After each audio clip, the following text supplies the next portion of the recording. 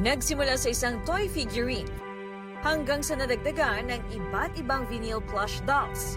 Ngayon, hindi na raw mabilang ng 34-year-old na si Joanna Eliza Rodela ang kanyang koleksyon.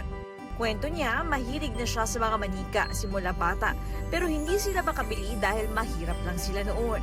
Kaya ngayong may kakayahan na siya, hindi na niya pinalampas ang pagbili ng mga laruang inaasam lang niya noong bata siya. Ika nga'y healing your inner child. Sinasabi ko na lang na deserve ko to. Parang sa lahat nung parang gusto kong bilhin nung bata ako, parang talagang inaano ko yung inner child ko na makuha ko yung gusto ko talaga. Ngayong mommy na siya, sinisiguro niyang maibibigay sa kanyang anak ang hilig nito. Pagka mag-school siya, gano'n, tapos meron siyang mga good grades, so ayun, na-inspired siya na pumasok. Masaya po. Dinidisplay ko lang po sila sa kwarto. Ang mga toy figurines na ito at mga vinyl plush dolls tulad nito ay ilan lamang sa kinokolekta ng ating mga kababayan para ma-heal ang ikangay tinatawag nila na inner child.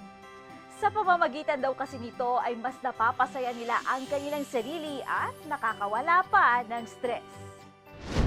Ayon sa isang psychologist, mahalaga ang tinatawag na pag-heal ng inner child.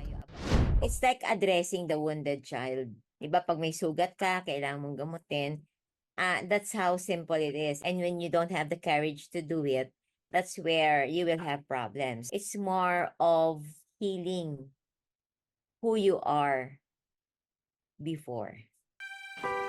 Pero ang pag-heal ng inner child, hindi lang daw nakukuha sa pangongolekta ng mga laruan o ibang bagay. Maaari rin daw itong mga karanasan o kaya ay hobbies o interests.